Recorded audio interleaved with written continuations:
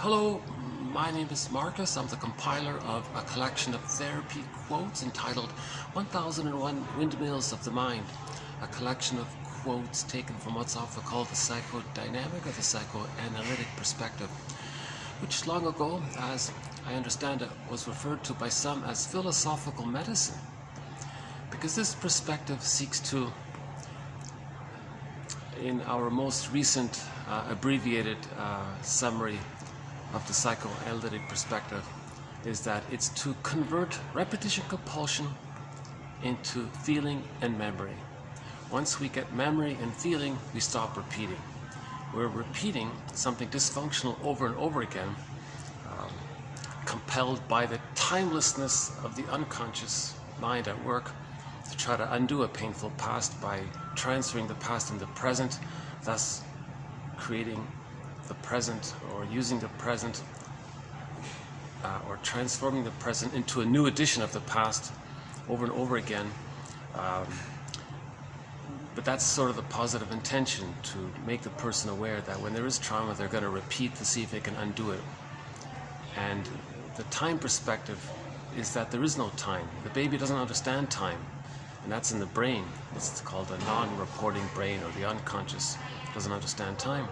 So as the person does go through time, the unconscious mind doesn't understand it. So it's still repeating the past scene of the crime with the mother in the present by casting people symbolically to recreate the milieu of the childhood to see if they can get a better outcome from the pain. Because the child's frozen. He wants to get unfrozen. And we've been using that image of the woolly mammoth in Siberia. Apparently, according to one story, there's an actual woolly mammoth frozen. He's still preserved in a block of ice, and he's been in that state for 30,000 years. Poor guy. If they do melt the block of ice, can you imagine? But that's sort of that image has been used by one author to convey that sense that something can be frozen. And when something's frozen, we don't want to be stuck like that woolly mammoth emotionally, so we want to unfreeze it. Because if we do feel frozen inside, that's called living the provisional life, the unlived life. The feeling that life is on hold. When does life begin, right? And people might say to you, you know, life is not a dress rehearsal, what are you waiting for, kind of thing. So that's Russell describes the trauma as such, that when the baby loses the safety and the trust with the mother due to her malattunement, misattunements, unavailability, for whatever reason, we're not blaming her, he sacrifices himself, his feelings, his golden ball, and he's frozen in a way. Now he can develop cognitively, chronologically, his body grows, other aspects of himself grows, but his emotional, spiritual, psychic, sort of mental, that area is kind of frozen. So we're talking about this invisible side of us that's frozen. Right? So we live in two worlds, our interpersonal, external world, and our emotional, internal, psychological, psychic, sort of invisible world, right? So we have the, so one metaphor, it's the non-reporting brain world. In many videos, I've talked about Robert Bly's metaphor of the unconscious as this bag that we drag behind us. So I won't really do it here in this video. In this video, it's going to be sort of on the lighter side. These quotes come from a glossary, a dictionary of terms used in family therapy. So I thought I would just pluck out a few of them, bundle them up together, and to create a TQ quote. So this will be TQ 20, let's see, what is it? 2332, yeah. So this whole video will just be TQ 2332. So there's a lot of overlap with the psychoanalytic perspective. The psychoanalytic perspective influences many other therapy approaches. And then when these therapy approaches describe themselves, you can see glimmers of the psychoanalytic perspective, that kind of thing.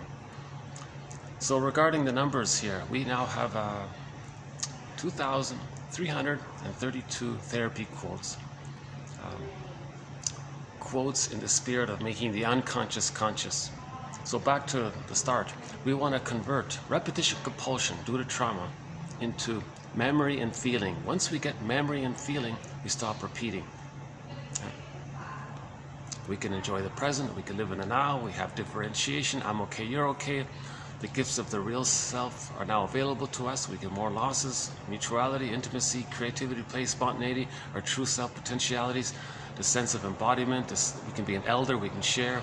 I'm okay, you're okay, attitude, wide range of feelings, joy, gratitude, empathy. So we're more full. We got our golden ball back. So we're more alive, we're more animated, we're more full. That's the goal, right? But when there's trauma, the baby loses the golden ball, gets put into that bag, and that's the trauma. We want to get back our golden ball, because the golden ball is our feelings. I feel, therefore I am. If we don't have that sense of I am, we feel depersonalized, something's missing, going through the motions in life. Then we create a mask called the false self. And we operate out of this false self, which is just there to maintain, ironically, to maintain the repression and the loss of the feelings. But the person has to have some kind of identity, so they create a false self. Now this false self can take a variety of forms. Usually the infantile megalomania is still preserved. Often they identify with the aggressor. The mother shamed the baby identifies with their mother. Later on when they grow up, they want to communicate their anger at their mother, so they imitate her. They do to others to communicate what their mother did to them. That's called a negative magic gesture, one of our threads. So we now have over 50 threads, themes, or topics within the psychoanalytic perspective. That's a key one there by Edmund Burglar, one of our mentors. Negative magic gesture. Doing to others to communicate that you didn't like what your mother did to you. Maybe a simple way of saying it is hurt people to communicate that they're hurt. Negative magic gesture. That's related to our other thread on what's called identification with the aggressor. Why does the baby cross over like that? Why does he completely disown himself and identify with the aggressor? That's a huge topic there. That's a big one. Yeah. So yeah, every major defense mechanism is covered. Projection, projective identification. This issue of symbiosis is covered. Reaction formation, and several others. So the splitting defense, probably one of the most important ones, is the splitting defense. The moral defense is another one, and so on. So all defense mechanisms, again, are maneuvers of the mind, operations of the mind, tricks of the mind the baby adopts to deal with the immense persecutory anxiety that he feels when the mother's shaming him. The mother not meeting the baby's needs, the baby feels shamed by it, he's enraged by it, he can't feel all of that, so he does something in the mind to not feel it. Those things that he does in his mind are called defense mechanisms, like repression and projection. He'll deny it, that's repression, and say it's outward, that's projection. So we have a quote that says, projection is the means of bringing repressed material to consciousness.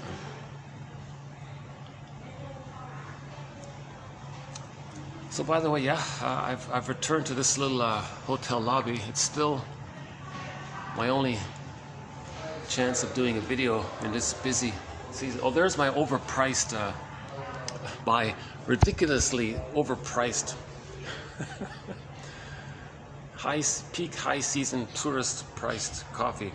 Apparently during the peak season, tourist peak season, many things double in prices.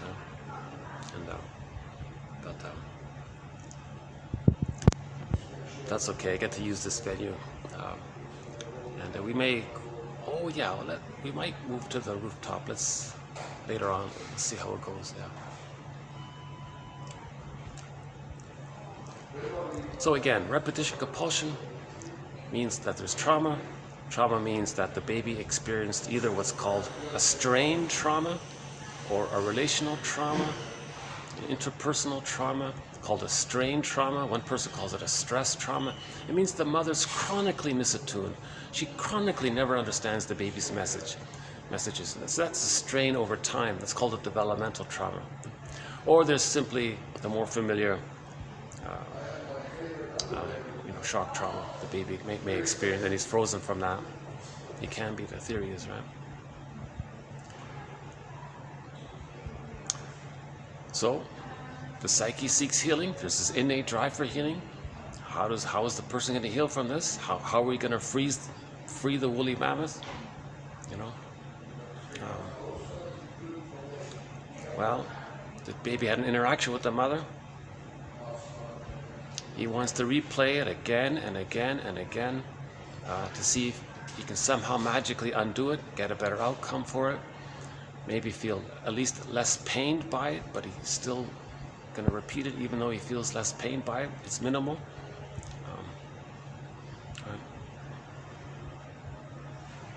So we have a thread on what's called dysfunction equals protecting mother. That's a key one there by Morton Keysen.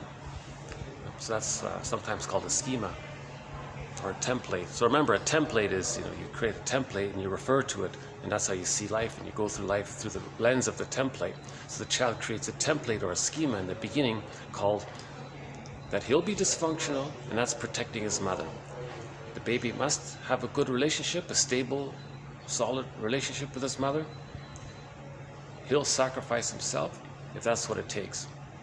If the baby has feelings and needs, and mother says, I don't like it, he says, fine mother, I'll sacrifice myself to have the relationship with you. That's a template or a schema called dysfunctional. Dysfunction meaning not living your true self, that's dysfunction. And then repeating it over and over again to try to find it, but you don't do it. That's dysfunction. Equals protecting the mother because the baby needed the attachment. That's a key one there. 2291-3 discusses that topic. Or better yet, read chapters 8 and 9 of Morton Keysen's book, Affect, Object, and Character Structure. That's another key concept. Repetition compulsion is a major threat. Paul Libby Russell sort of leads that one. If you look up TQ 2119, that's a good place to start. It's Paul Libby Russell. Yeah. So I just sort of highlighted some of the key points here, some of the key ideas within the psychoanalytic perspective. Morton Keysen, Paul Libby Russell, the splitting defense, identification with the aggressor, symbiosis, splitting projection, and we've got projective identification. We got some great material. I can never provide an overview of 1001 Windmills of the Mind at one go. There's a lot of this is a very condensed, high protein bar for the soul, I think. It's like they call it a second language. Now the good thing about me not being a professor, a shrink, a doctor, is that whenever jargon does come up, it's got to be understandable to me for me to sort of include it.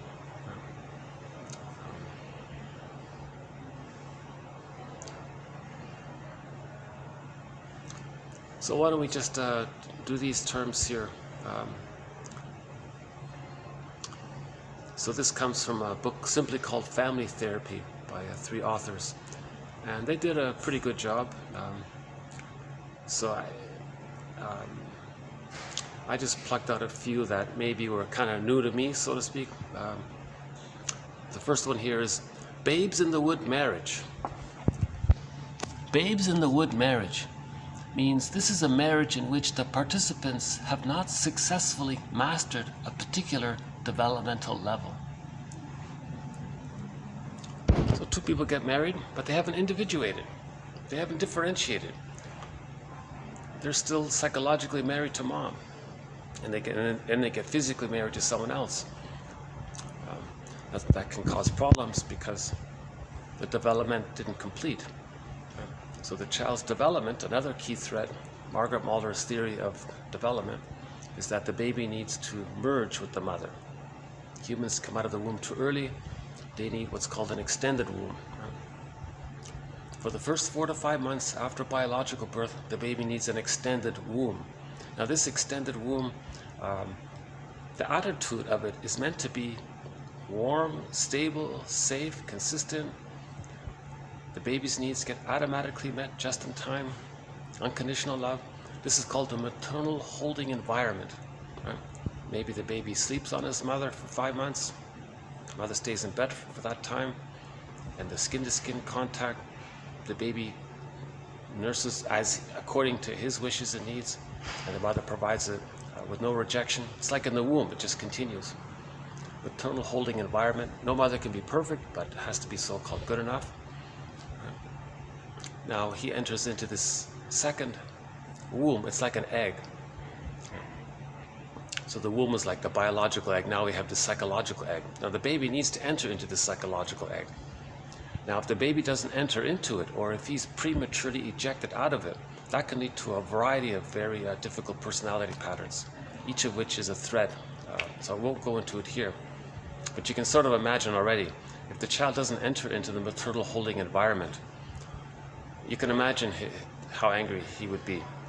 And how does he master that trauma? How is he going to still try to get his maternal holding environment needs met? You know, no lackey can be the breast mother for him. That kind of thing. No other person can do that. Right? So one of the patterns that springs forth is the bully pattern.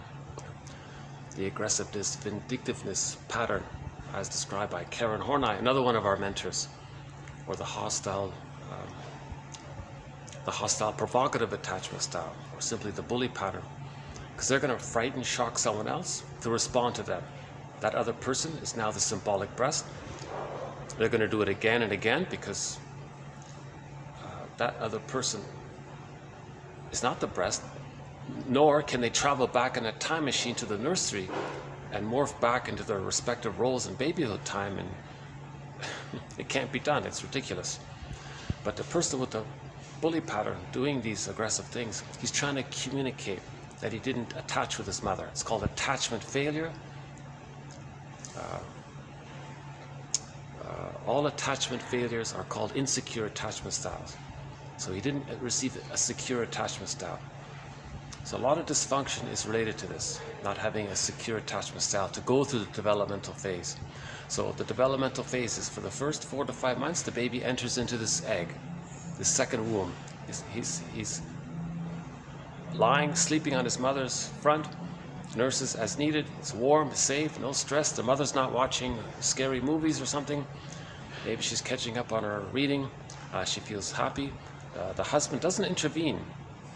The husband's role is to make the mother comfortable, because if she's comfortable, the baby, that means the egg, the womb is safer and more welcoming and warm for the baby. So the father shouldn't pick up the baby actually for the first 5 months. I know it sounds counterintuitive. The father is still bonded to the unity of the two. It doesn't separate. The baby shouldn't be separated.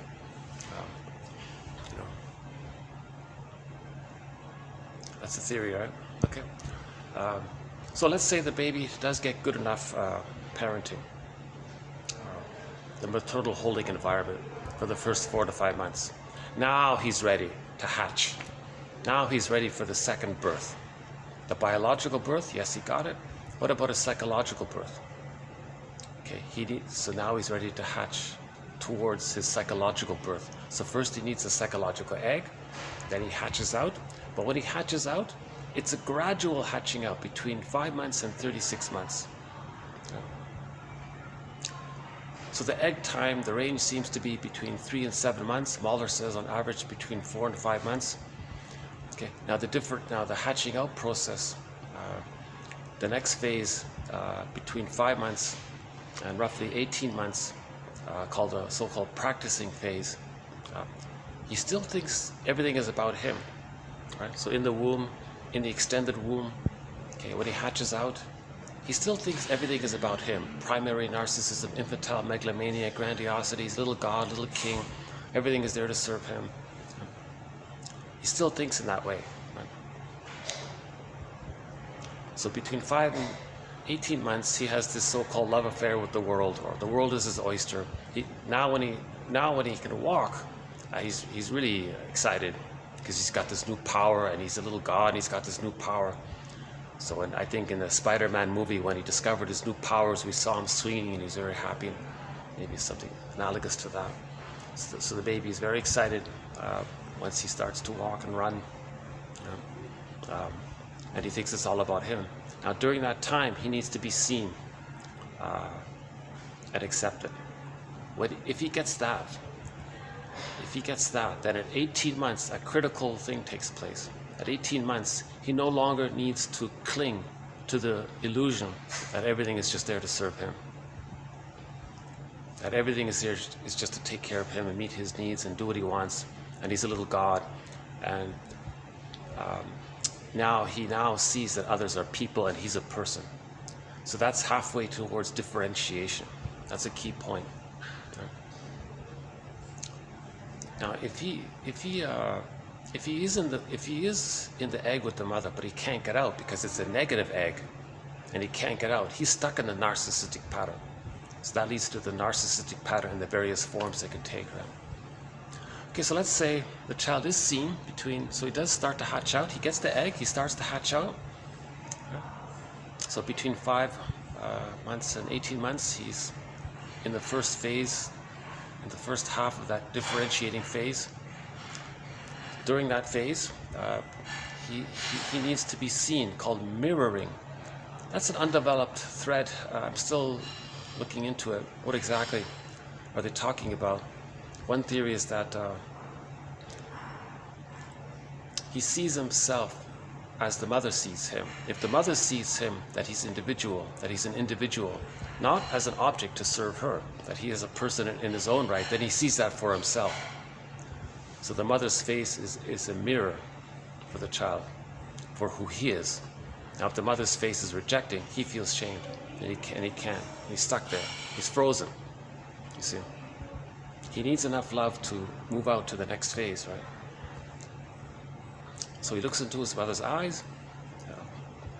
If the mother has the attitude of delight, that little junior here is going to be their own person, and she's okay with that.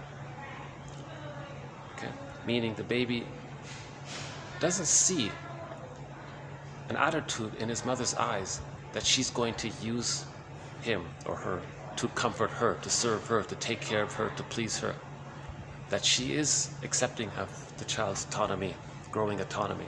So if he gets that, he says, whoa, wow, I'm a person, mother's a person, wow, okay, so that's great. So he loses his infantile megalomania. Now there's 2 people in the room, so to speak. Now at 18 months, so he loses the primary narcissism. That's huge, right? Now between 18 months and 36 months,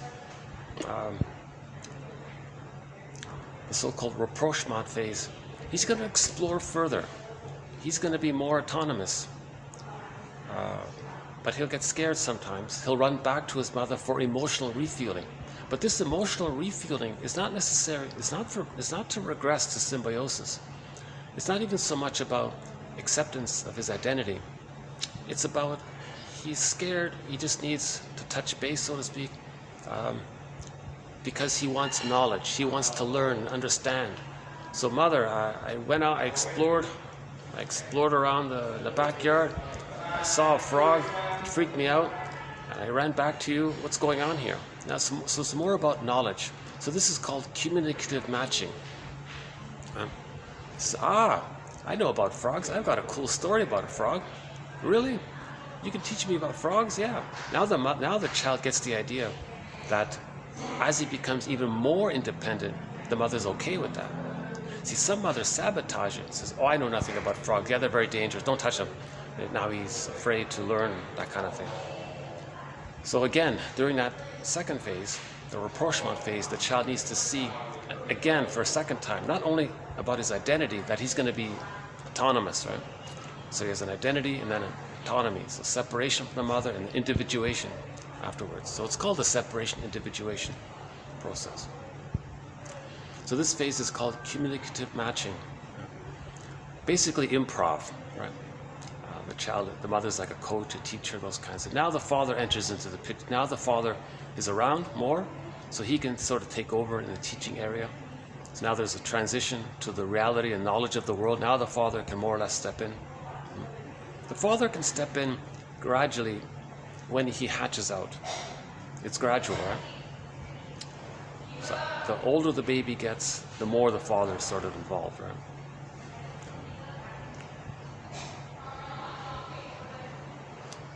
So let's say there is communicative matching, either by the father or both parents. Then that child has a greater sense of differentiation. That's I'm okay, you're okay. That's normal, natural, healthy development, they say. The temperament is calm. He can regulate his emotions. He has a aliveness of affect.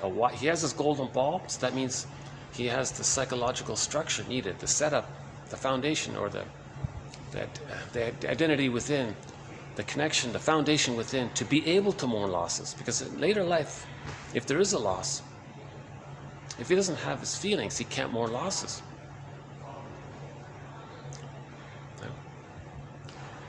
He needs to have his feelings to mourn losses.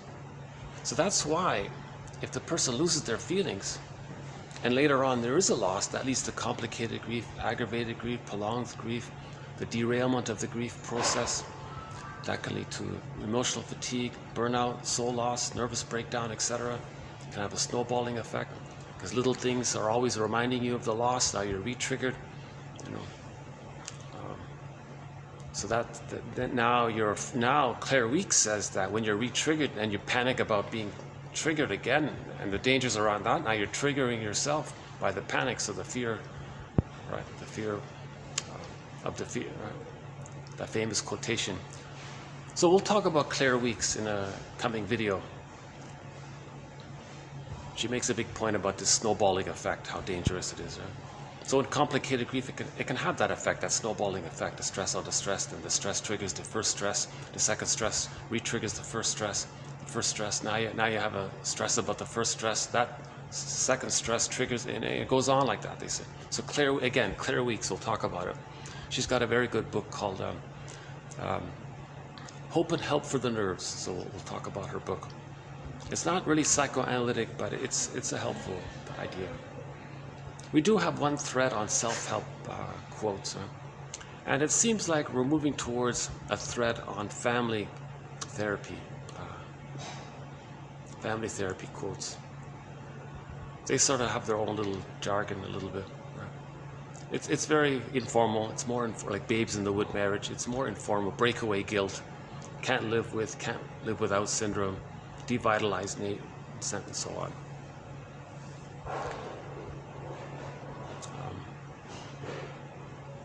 What a sec. Let me take a sip of my ridiculously overpriced coffee here.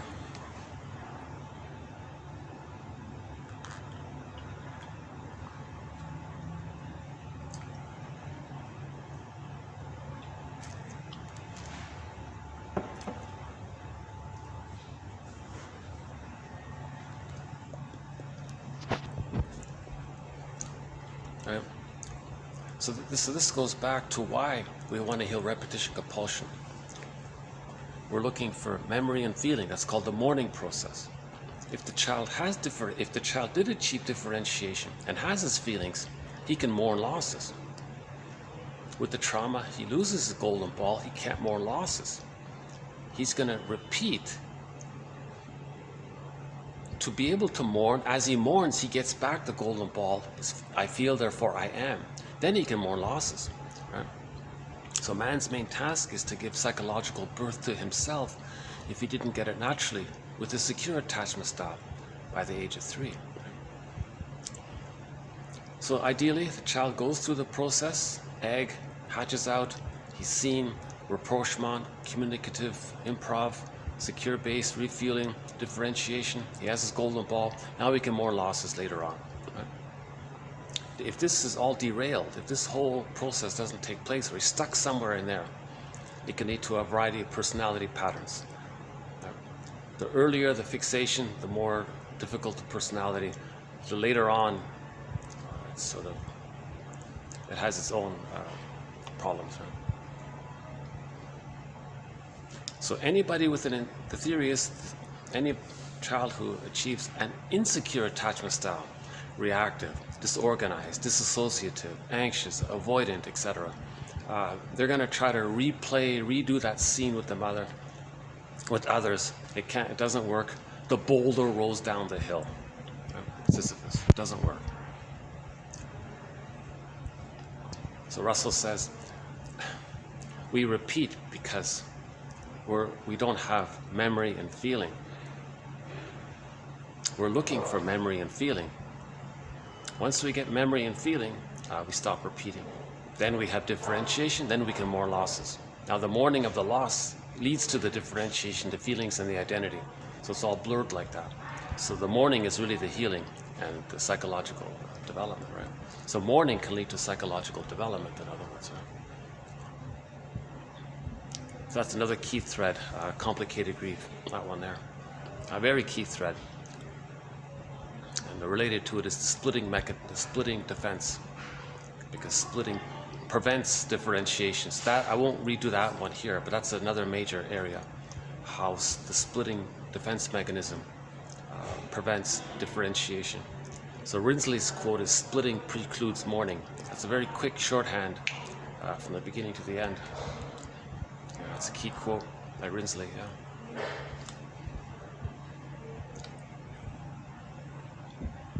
So Babes in the Wood marriage, if the two people didn't achieve differentiation, they're going to find a partner who unconsciously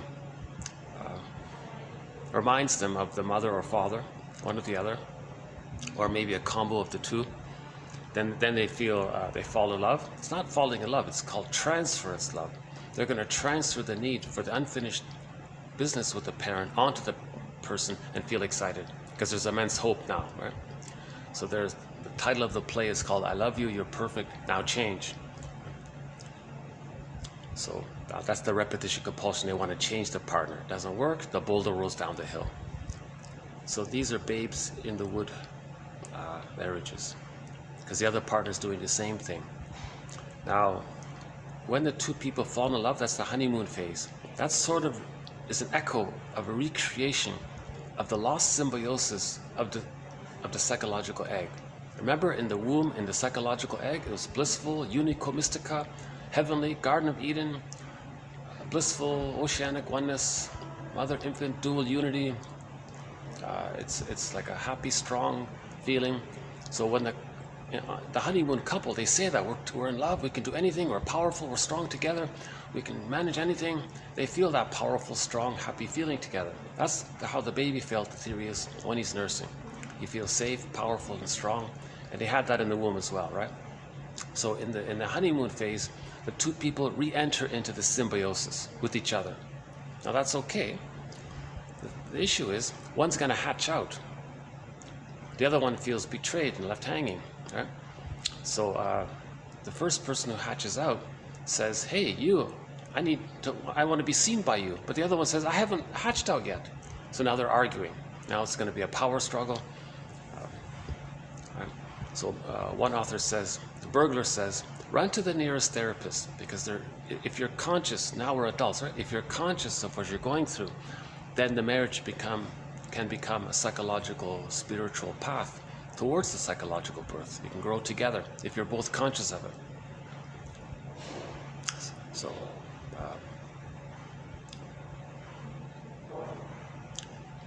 if the two people are aware that they have arrested development and they get married and they're trying to undo the arrested development, as long as they're aware of it, they can do it together through lots of conversation. They have to make I statements all the time, be committed to sort of the process. That means they're both going to do the therapy work together. Ideally, maybe, what did they say? Once a week they go in as a couple, and then as well, once a week they go in separately with their own. Or whatever they can get, whatever they can do, right? And there's that famous quote, right? Everybody's heard it. In school, the difference between, what is it? The difference between life and school. In school, first you get the lesson and then the test.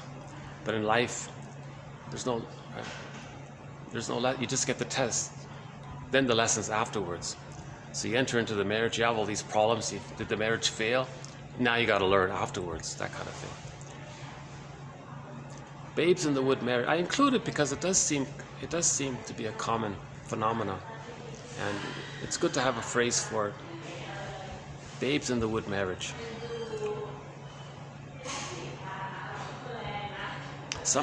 We had a quote about a month ago where the person was a teenager. They're about to graduate college or something, and they were afraid to leave the family home. So to avoid that anxiety, they just jumped into another marriage.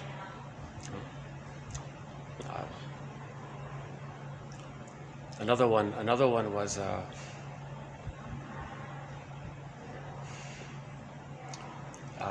the woman was eager to have a kid because she wanted to not admit her dependency needs. So if she sees how the child is dependent, then she doesn't see how she's dependent, so she feels stronger by that way. Those kinds of things. So these are dysfunctional ideas, right? Mothers are there to meet the needs of the baby, not the other way around. If it is the other way around, we have a thread on this. It's called the Jocasta style of mothering. The Jocasta style of mothering. Actually, we have a quote. Maybe I can just bring it up quickly here. The Jocasta style of mothering. Hold on a sec. In a coming video, we'll add a new quote to our thread on the Jocasta style of mothering. I just came across it here. Hold on a sec.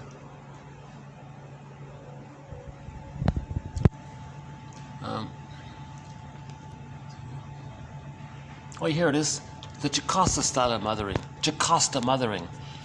An unresolved symbiotic attachment between the child and his mother.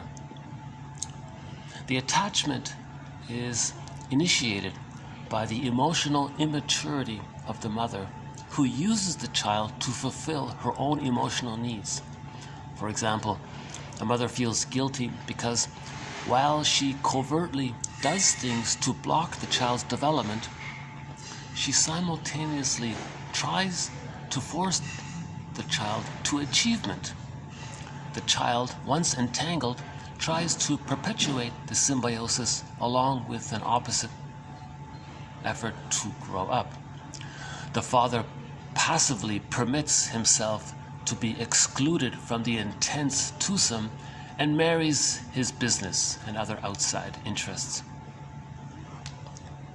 So there's a common dynamic. So we'll try to spend some time on that. You see, it exists. It exists. There are some mothers who use the child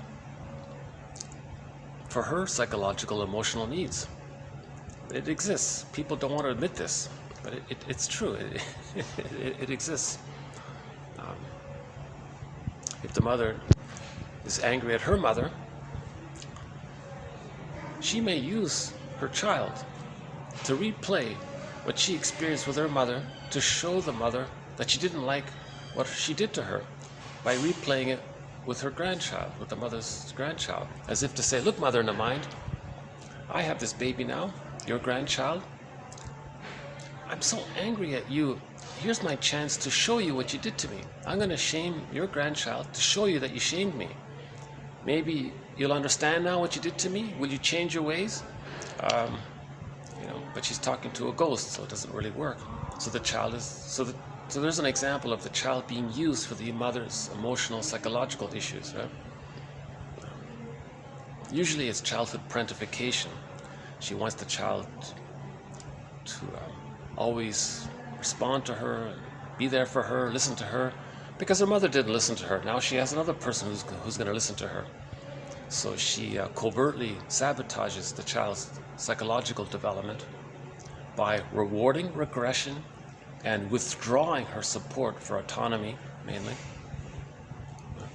Now the child has to see the mother as good, so he goes along with it. He'll sacrifice himself to please the mother for the attachment. So dysfunction equals protecting mother, so the child develops that script, that template. Now the father goes, whoa, what's all this intensity between the mother and the daughter or son? He doesn't know what's going on. So he just sort of says, fine, you two do your thing, leave me alone, that kind of thing. So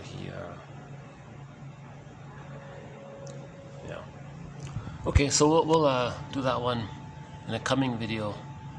We've got some good quotes coming up. Claire Weeks, I mentioned. We'll be doing Claire Weeks very soon as well. A quote from Bagnini. Oh, the scarfs. Yeah, we got some good quotes from Signonis and Jill Scarf. And Trumbull. Got some good quotes from Trumbull. Eagle and Wolitsky. Okay. Oh yeah, this Weiss and Silver Schatz. Some good quotes from them as well coming up. What else have we got here? Oh yeah, Gilbert Rose. Yeah, we got some good quotes from Gilbert Rose coming. Looks like I have to move here. I got a gentleman just in front of me, so I don't want to disturb him. So let's fast forward this video 2 or 3 minutes while I let's see if I can. I think I should be able to do this upstairs on the rooftop. So hold on a sec. Okay.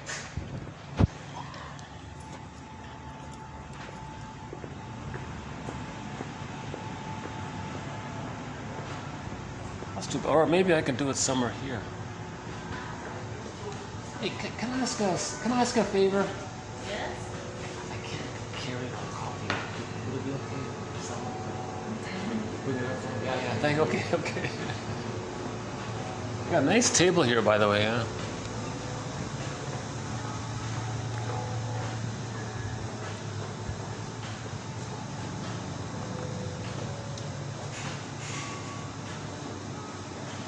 The truth is, I get distracted if somebody's just in front of me doing their work, and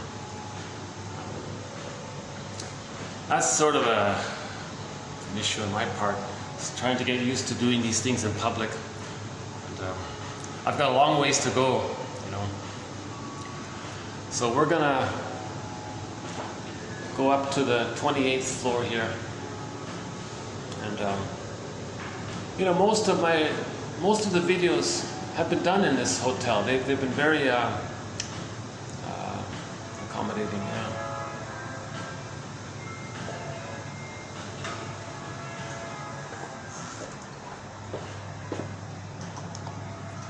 And one unique feature is the mirror here. So so we'll continue this video on the rooftop here. We'll finish up with our first one, A Babes in the Woods Marriage. Okay. And so it's just that little compassion, you know. Oh, someone's gonna enter the elevator here. Hold on a sec. Let me. Oh, hi there. Yeah. Hi. One of the staff here. Okay. So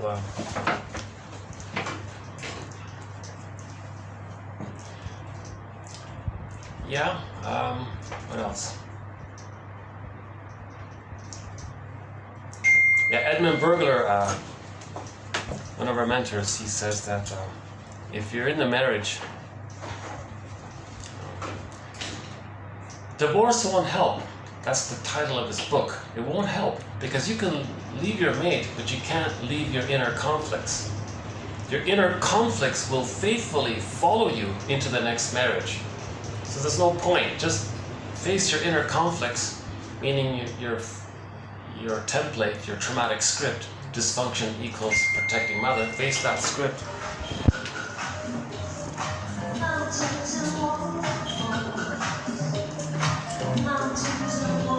So, awfully loud up here, but yeah, okay, a little luck.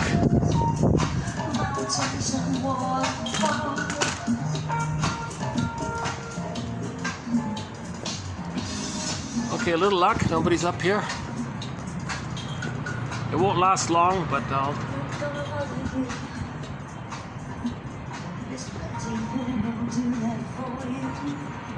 Nice hot sunny day.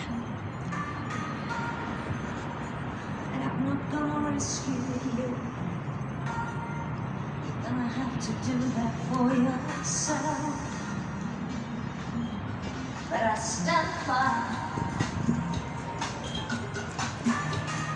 every word I say. Yeah, sorry about the loud music. It's like a discotheque up here sometimes. So maybe I'll speak a little louder, I guess. Yeah, Gilbert Rose. We'll have some good quotes from Gilbert. He likes to try to find the commonality between art and psychoanalysis. For example, the painting Stepping Out by Roy Lichtenstein. In that artwork, you can see something of the conscious and the unconscious in that one little picture. So that's the idea. Psychoanalysis wants to do it with words, to explain, to show the two sides. Something we feel, something we don't know, something we know, make the unconscious conscious to describe the two. So he talks about the commonality between the process of art and the process of psychotherapy. So yeah, that's coming up. So we got some good material coming up. Okay, let's move on from Babes in the Wood marriage. I think most people will say this. Did you learn anything about yourself, your identity? Did you learn anything about who you are and how to have a relationship and what relationships are?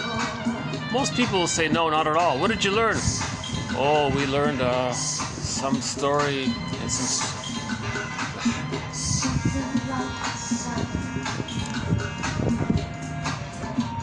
It's pretty bad. They don't. There isn't much. Hold on a sec. Let me get a pillow here.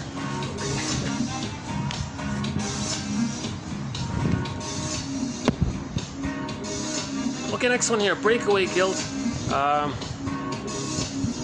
It's not too common, maybe, but we do see it in films a lot. So I thought I would include it. Okay, breakaway guilt. Guilt over running away from home. The adolescent suffers from mainly unconscious guilt, which gives rise to either self-defeating behavior or heroic atonement. For example, even though he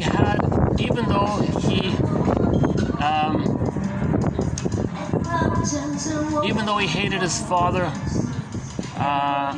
for treating his wife badly and his sister badly, this teenage son feels that he should have stayed home to help his mother and his younger sister. Because of this guilt, the son begins to drink or something. So he was saying here, if there is a dysfunctional home and the son takes off, leaving the mother and the sister to suffer from the crude, angry father for whatever reason, he may feel guilt about it his whole life. And that's why he drinks or does some avoidance type of things. So that's phrased in family therapy. It's called breakaway guilt. Yes, he broke away, but in the family therapy jargon, breakaway guilt means he feels guilty for not helping his mother and his sister out, leaving them to suffer. Maybe he could have helped them or something.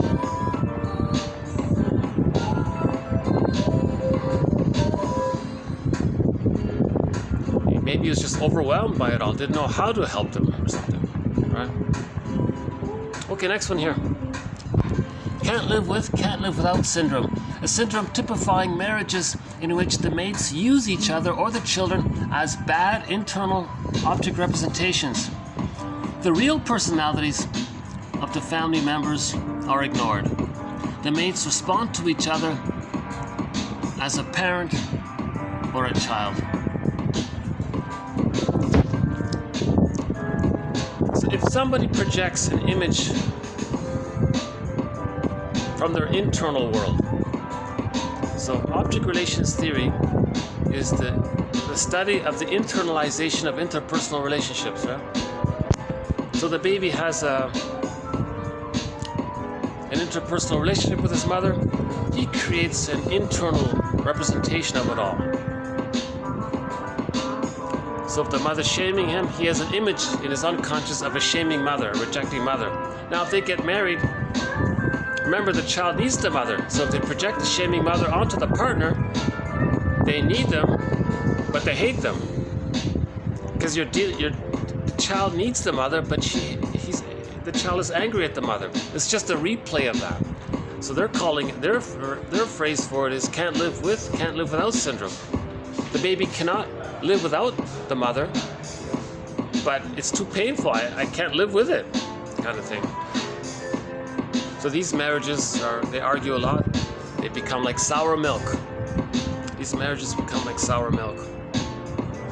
So the idea is to see the partner as a person in their own right and stop projecting the parent onto the partner. But in order to do that, the person has to do this inner work of mourning the loss and facing the truth of what happened and accepting it.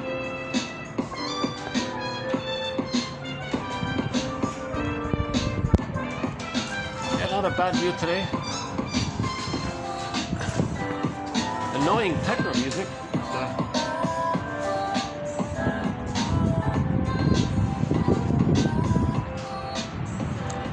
It sort of describes my relationship to this rooftop venue here.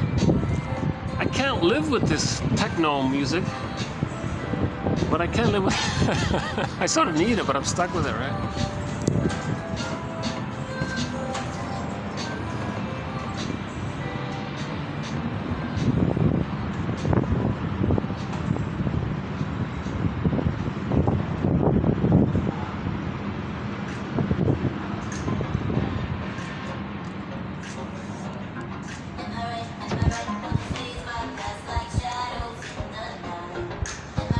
Oh, hello.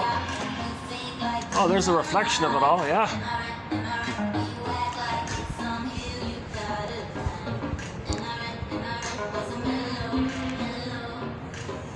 So all of these romantic songs, can't live without you, can't live with you, can't live with you, can't live without you.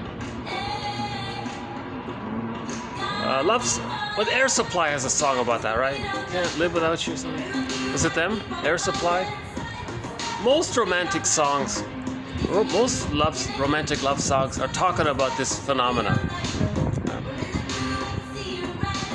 They're talking about transference love. So the song Love Hurts, sung by Dan McCafferty, he's talking about transference love. Okay? Dan McCafferty also sings in the song Our Love Leads to Madness. He's talking about transference love. Rick Santers, one of our musical voices, has a song called Lovesick. Transference love makes people lovesick. It's transference love. It's not genuine, I'm okay, you're okay love. With differentiation, people can love because they can make I statements. They're not bogged down by projecting the rejecting mother onto the partner and arguing with the partner through the proxy of arguing with the parent through the proxy of the partner in the present. And that's why these things are so complicated, dramatic and hysterical and things. With differentiation, we don't project so much. With trauma, we project so much. So we're trying to stop projecting, right? It can lead to a devitalized marriage. A marriage that has lost its original zest, intimacy, and meaning. In this type of marriage, the couple does not express dissatisfaction overtly. The spouses may conduct separate lives in many areas, but are joined together by legal and moral bonds and by the children. For example, the children have gone off to college and the parents have little to share as husband or wife, since most of their relationship was child-oriented rather than couple-oriented.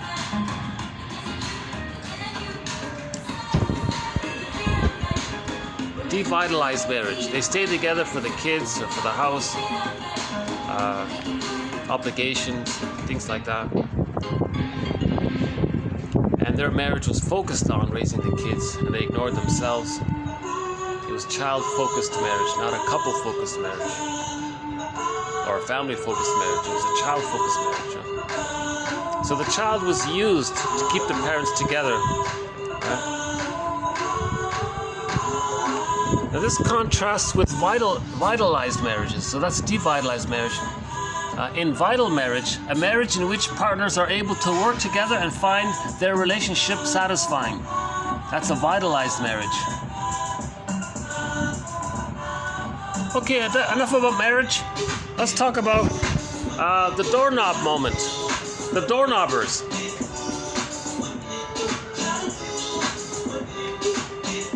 So you're talking to somebody, and just as you leave the room and your hand is on the doorknob, and as you're closing the door, your hand is on the doorknob, at that moment, something important might really come out at that moment, right? And a lot of people will say the most meaningful thing in that moment. That's the only time they feel safe, because they're going to escape. They're leaving the room, so they feel safe in that moment. They're holding the doorknob. Maybe they feel grounded by that way as well. The doorknobbers, those crucial comments dropped by family members when their hand is on the doorknob, ready to flee. Huh?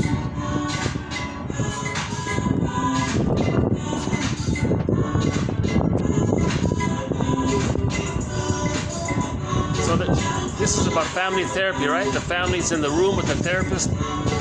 They all walk out. The last one to walk out, he has his door on the knob. He'll say something really important at that time. So that's called the doorknob moment. Empathy. One of our threads, empathy. We'll add one more quote to it here.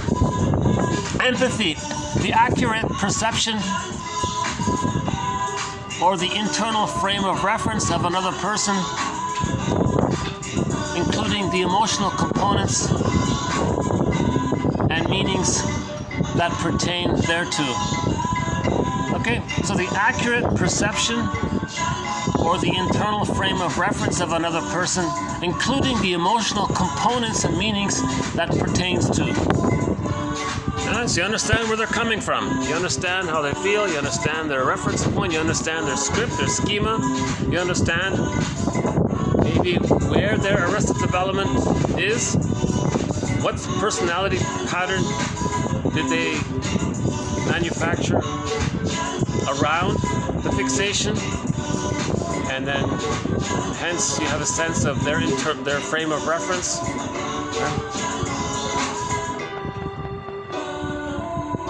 Wow, that's pretty loud, isn't it?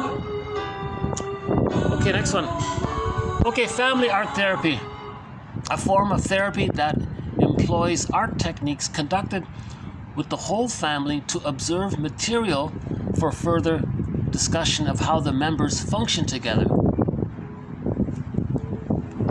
That's pretty good, huh? The whole family is in the therapy room. Therapist says, "Here, guys, here's some paper and colored pencils.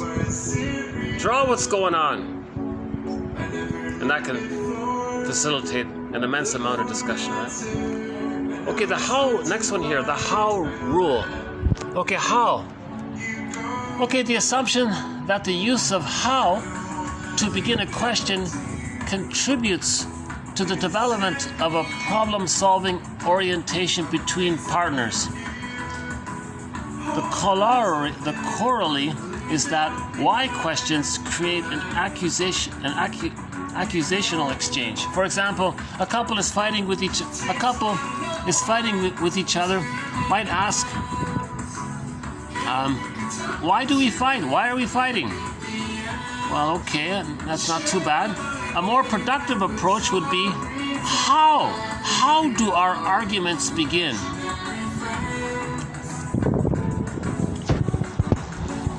See, this depends on where the arrested development takes place. If the arrested development takes place post 18 months, they like why questions. They're very curious, they really want to know, they like why questions.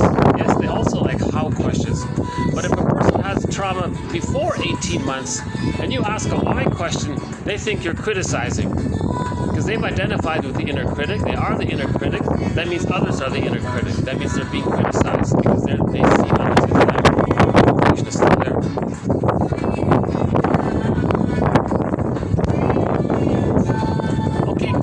I position.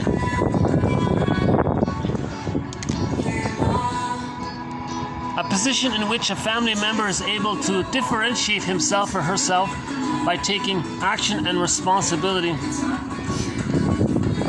for happiness and well-being, and avoids defining self in terms of other. So this. If you have an I, you have a sense of self. That means you've differentiated yourselves. Okay, so this means I statements, right? The I position is related to the I rule, a rule of self-expression that holds that self-statements should begin with the pronoun I. I statements are expressions of self-responsibility.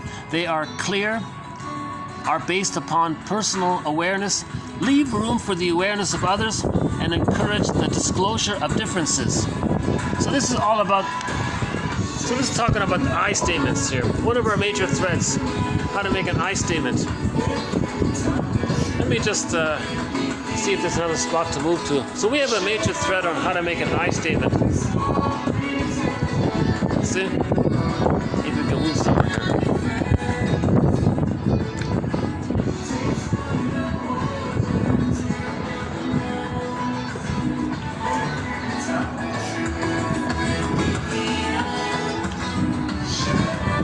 Is it like this everywhere? Wow.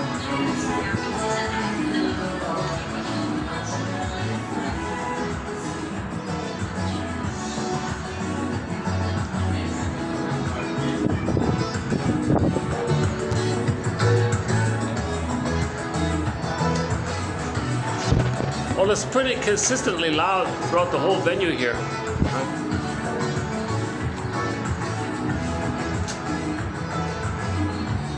There's that little park there.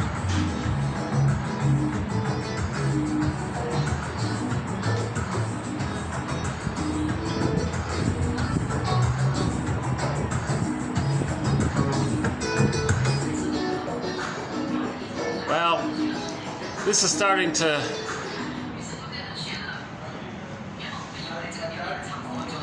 let's see if I can find another menu here. Hold on a sec. Maybe fast forward this video a couple of minutes. I'm gonna go back down, see what it's like down there.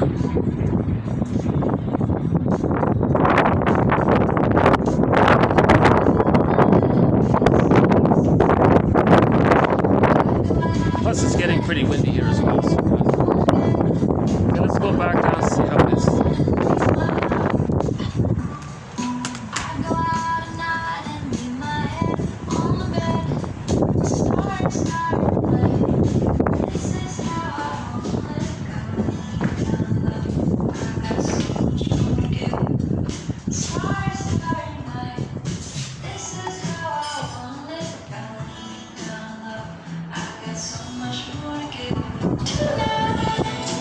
So I won't do I statements here, but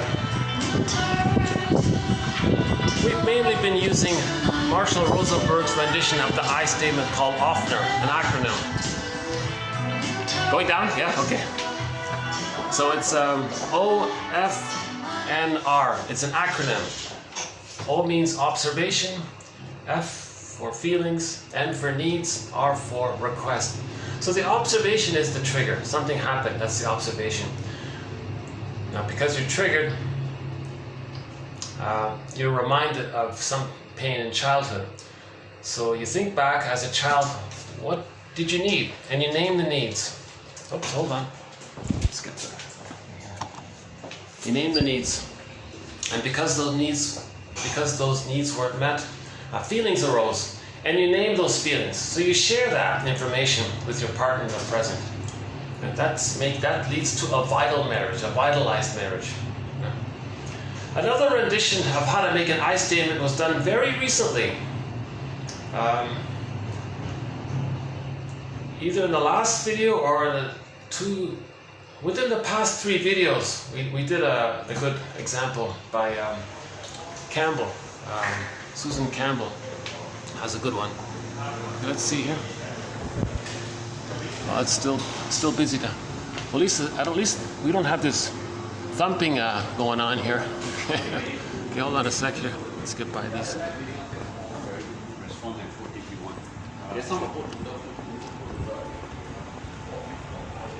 Maybe I can move over here. Okay, let's try this side for a while. So,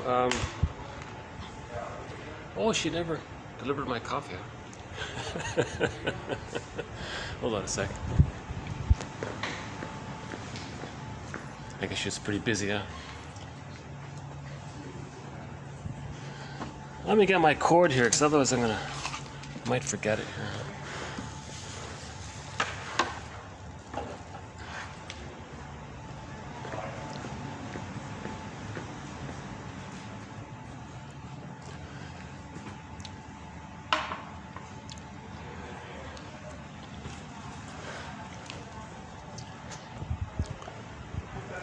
Yeah, check out the last 3 videos for the I statement by Susan Campbell. It's a good one. It means we convert the you this, you that, blaming, and to say, okay, something happened, that's the trigger. It reminded me of something in childhood. I had these needs, and you name the needs. And because those needs were met, the feelings came up, which is what you're feeling now, and you share all that, right? And then the R part is you make some kind of request. Okay, identified client. Okay, identified client. Usually it's the scapegoated child here, right? Okay, the symptom bearer, or so-called official client, is identified by the family.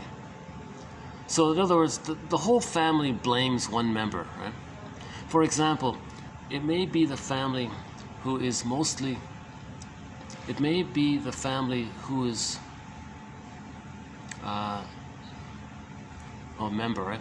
It may be the family member who is most obviously affected by a pained marital relationship, or most subjected to dysfunctional parenting.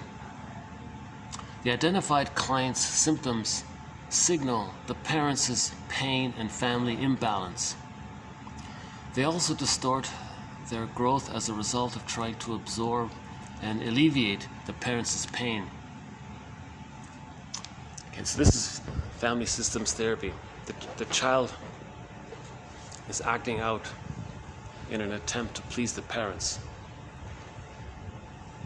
So now the parents say, look how the child is behaving. He's the problem.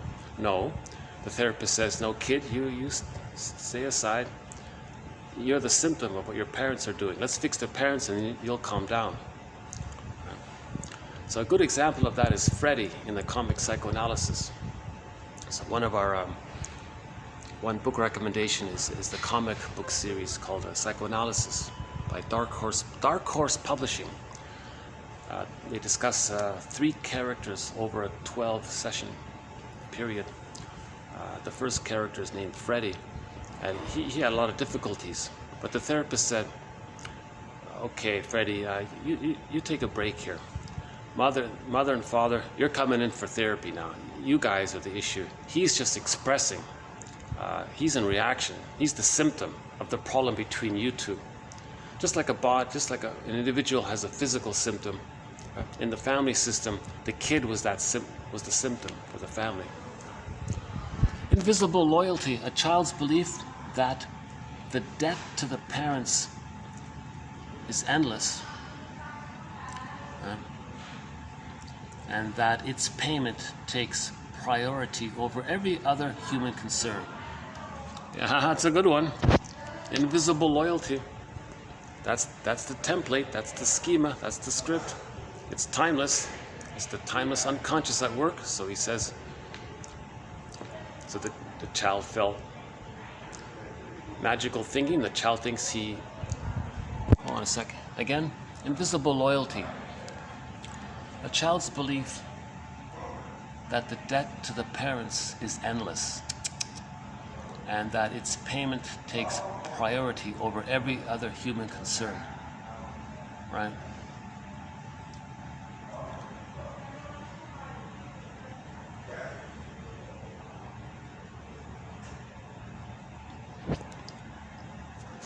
So if the child, so let's use Morton Keysen's schema. Dysfunction equals protecting the parent. It's endless. He'll spend the rest of his life protecting the parent. That's what he means here. It's repetition compulsion because he's trying to get a better outcome with the parent, but it can't be done through others. He's got to mourn the loss. Either we repeat and don't remember and repeat and don't remember, hence it's endless, or we talk about it. As we talk about it, it's called free association. Important material comes up. Now, if you have the presence of somebody in the process and you feel safe with that person, grief is healed when it's witnessed by a caring other. Then we're getting back our feelings, our identity. I feel, therefore I am. We're healing through the mourning process. But see this issue here. It reminds me of the plunder system, right? We have a sub-thread called the sociological factors that contribute to prejudice. One of our major threads is prejudice. So we do the psychology of prejudice. But we included a sub-thread called the sociological factors. And part of that sub-thread was the economic model called global pillage. So in order to pillage, you wanted to create poverty, a pool of poorly paid workers. They do all the work. So the psychology might be there, that you see how others are always. So the one famous quote is from the diplomat, right? The diplomat, he's the guy that steals your watch and then charges you for the time, but the guy doesn't have money to pay to know the time. So the diplomat says, well, I'll lend you some money so you can know the time, but at compound interest. So I can't pay back the principal, neither the principal nor the interest. Well, I'll lend it to you and I'll keep lending it to you, but the interest is going to keep piling up. So that's the endless debt here. That may be a kind of a communication. That may be a kind of mirror of what's going on within. You see? What's going on within, we feel unconscious, endless debt to the mother in the mind. Because the baby thinks he has to save the mother, protect the mother, heal the mother, fix the mother, get a good mother. He thinks this. He needs this and he thinks this. And he creates everything. So he's responsible for everything. And if it doesn't work, he feels guilty. So now he feels an endless debt to save the mother. It never works, right? So the outer is sometimes a mirror for the inner, as beloved, so below. So the outer phenomena of the pillage system, creating poverty and saying they're in debt. Okay, so we played a song recently called Call It, Fill in the Blank by Bruce Cockburn.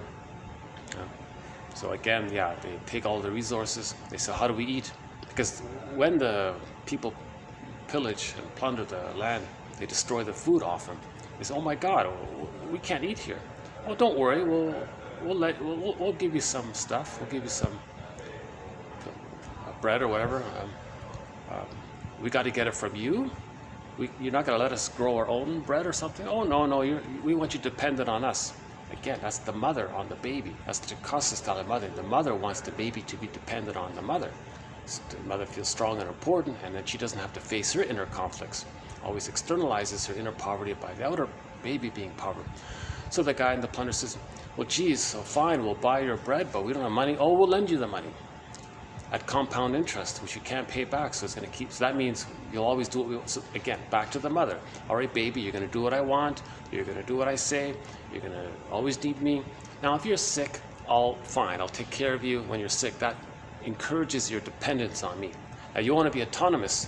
Look, baby, I don't want you to be your own person. I need you to comfort me and soothe me and take away my anxiety, because I don't know how to deal with my anxiety, because when I was a baby I didn't get loved by my mother, so I can't give it to you. You see? So there's a kind of a theory around that. Invisible loyalty, huh? So in other words, why do I feel distracted? I find myself easily distracted by people. Let's see if I can get a better block here.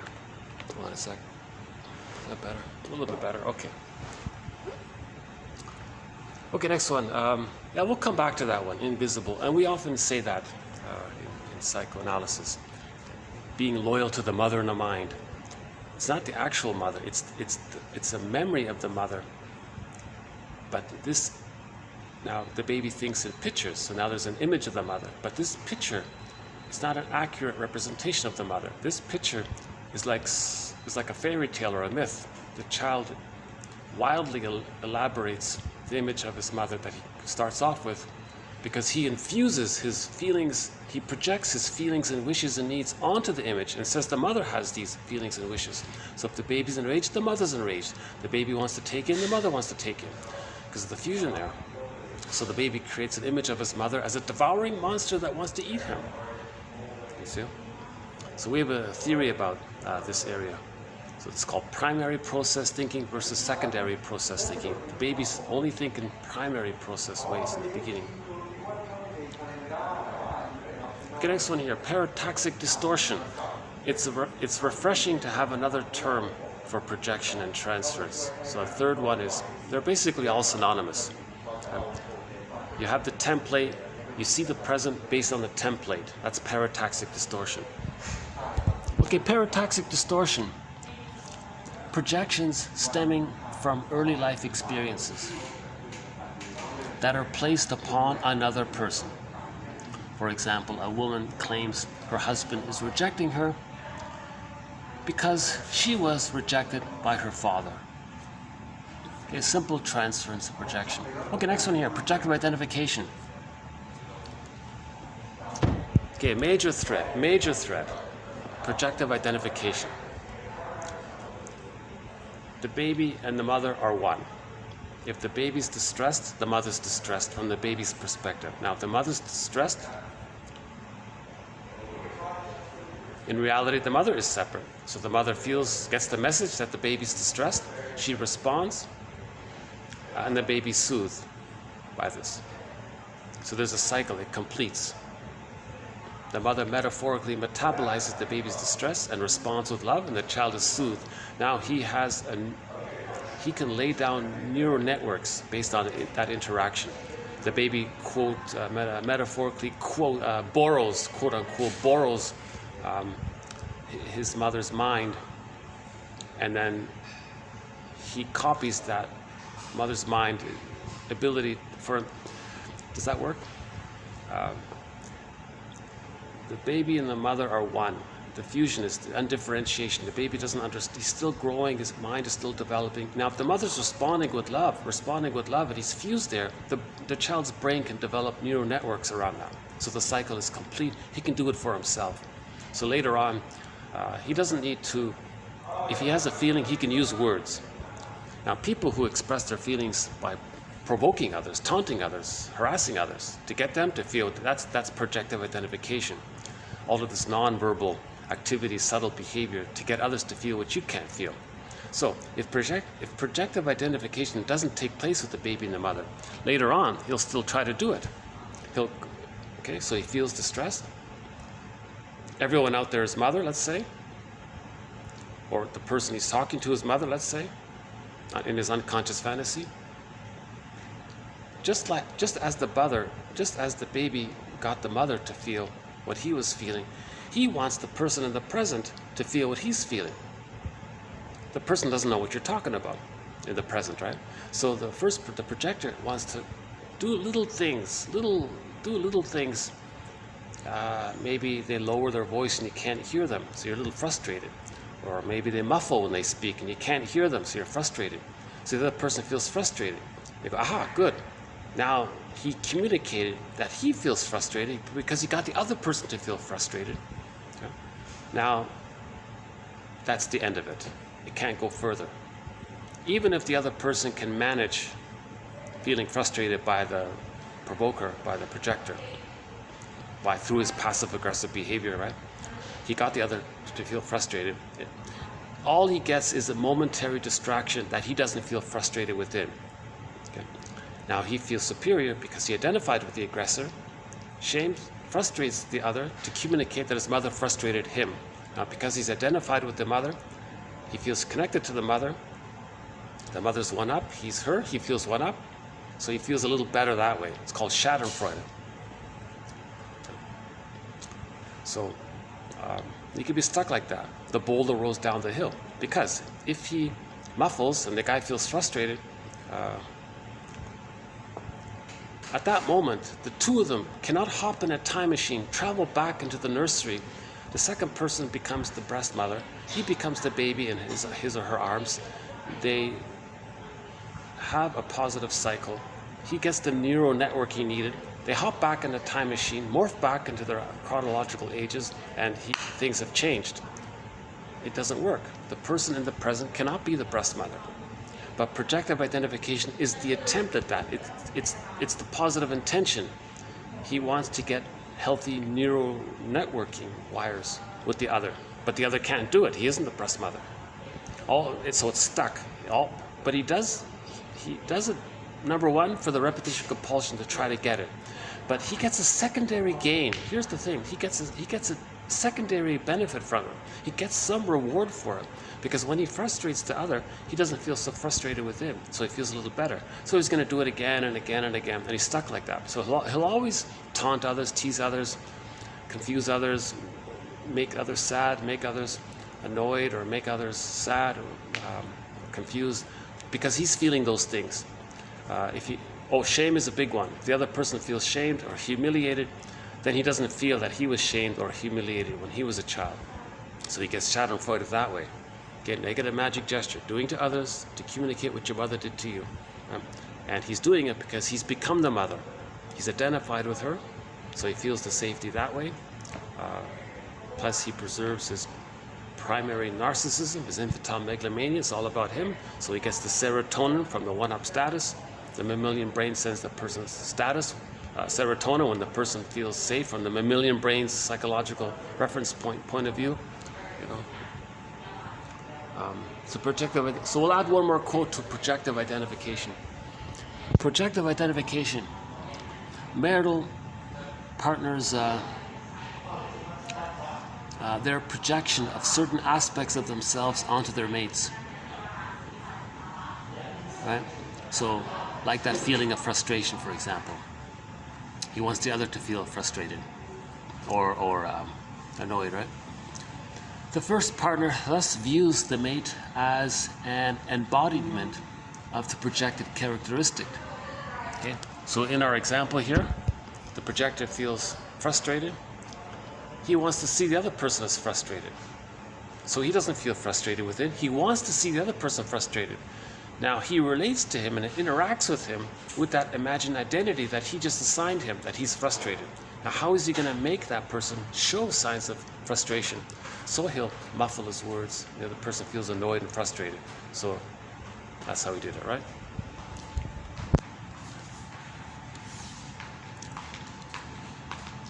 Okay. Since the misperceptions serve to meet certain denied needs, the partners are strongly motivated to sustain them, regardless of the actual behavior manifested. So they don't care about the reality of the person in the present. Their compulsion is to identify and relate to identify that person as having the trait that they can't accept about themselves. That preserves their ability to keep it denied and repressed if they see it outward, it's projected. And the identity part is you want them to express signs of that identity for yourself. So you coax them, taunt them, right? Those kinds of things. But the cycle never completes. It never completes. The person in the present, the partner, cannot be the breast mother and lay down those neural networking. Even if the partner in the present can manage it, he'll just try harder. Oh, you didn't feel frustrated? He'll muffle. The muffling didn't work? Oh, he'll speak in a confusing way. Oh, maybe that'll work. So he'll just keep doing these passive-aggressive little things. Remember, passive-aggressive. He's angry, but he expresses it through passive, subtle passive ways to make the other angry.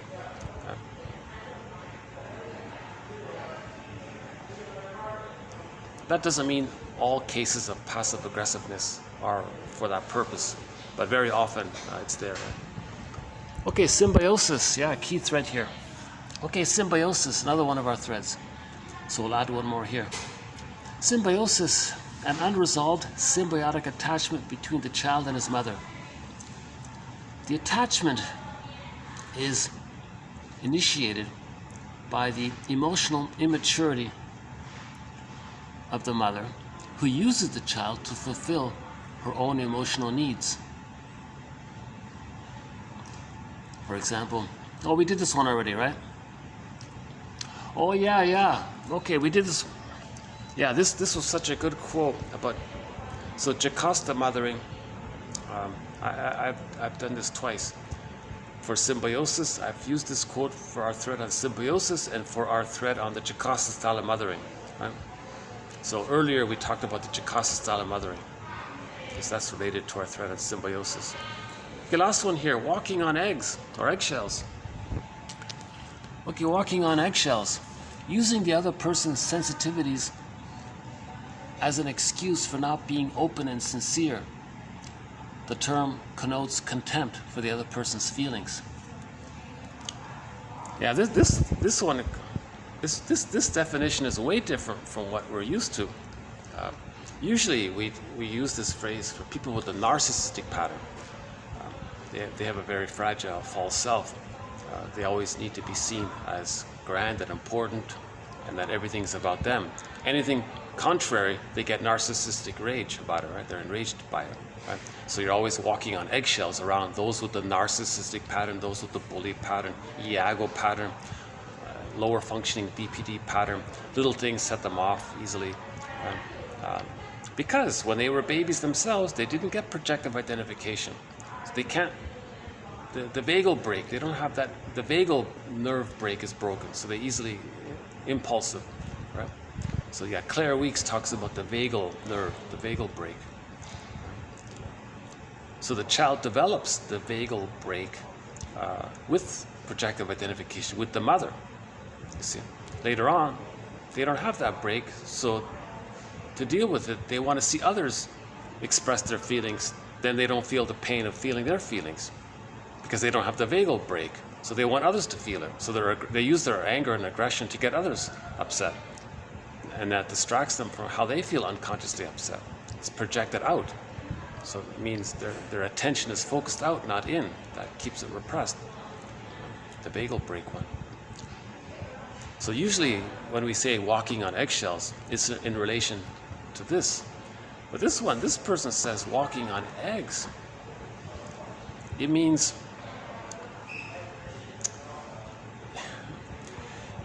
you're making an excuse for your fear to make an I statement. So let's say you're with your friend and you want to make an I statement. You can make the I statement, but it's difficult. So you say, oh no, I'm walking on eggs with that person. He means it's about yourself. The phrase walking on eggs is an excuse. It's not true. The other person can handle your I statement, but you yourself are afraid to make an I statement. So to mask that, as a defense against it, you just say the other person is not going to can't handle it because you're walking on eggs with them. Now they say when you do that, it means you don't trust the person. You don't trust yourself. The term connotes contempt for the other person's feelings. So you're saying, you're just making it up. Well, you don't like the person, so you're saying it that way, right? So that's a variation on the theme. That's a totally different meaning from the phrase walking on eggshells. They call it walking on eggs. So this, okay, all this comes from a book by Sauber, La Abate, and G. Weeks. So this is not Claire Weeks, this is G. Weeks, a different one here. Okay, the next, now due to space limitations, what you just saw is posted below. But due to space limitations, the next few I couldn't include in. But it's in the collection 1001 Windmills of the Mind. So one way to get the next batch is either through this collection here, 1001 Windmills of the Mind, or directly through their book, this, direct from the source. Okay, next one here. So these are sort of in the honorable mention category. So that's okay. It's not part of the TQ quotes, but it is in the honorable mention category of quotes within 1001 Windmills of the Mind. So we'll do these fairly quickly here. Okay, absent member maneuver. A major form of resistance in family therapy, believed to be an attempt on the part of the family to preserve its system and pattern of functioning. One member of the family is not present in the session or sessions in order to preserve fixed paired relationship patterns in the family. The maneuver involves the cooperation of the entire family. For example, a father is given an assignment that involves spending more time with his son. Normally, the father would not spend any time with him because the father worked long hours. Also, there is covert conflict in the marriage that is not recognized by the couple because of their focus on the son. Right? So he's the scapegoat, right? The identified. Right? The identified client is the son. The father is absent in the session following the assignment in order to keep the present system intact, right? So the family is very dysfunctional. To heal the system, the father has to do something, but if he doesn't get the instruction, then the system doesn't heal. So they preserve the dysfunctional system because the father's afraid to face the conflict with his wife. The son is the scapegoat. He's carrying all the pain between the couple. The father and the mother are able to stay together because they can distract their attention onto the identified symptom, the son. So in order to heal the son, they have to heal the father and the mother. The father doesn't want to heal the system because he's married to his work, that kind of thing. He just comes home. He doesn't realize it unconsciously that the home, the house, the wife, and the son is a secure base for him. So that's called part object relating. Right? The father is using. So we have a thing called part object relating. The baby just relates to parts. The nipple, the breast, it's like a part of the mother. Later on, he's doing the same thing. So this father might be relating to the wife and the home and the kids and all as like a whole big breast. It's just a part. He doesn't really care about them or relate to them, so to speak. Okay, next one, affiliation here. Okay, affiliation. Okay, maybe to respect this person's privacy, maybe I could move over a bit. Okay, hold on a sec. Somebody's just moved right in front of me here, so I'm gonna just get another block angle here. Oh, good. Oh, that person left. Didn't notice it. Okay, I can go back to my old spot here. Oh, what a relief. Okay, hold on. Let me get my highly overpriced tourist coffee here.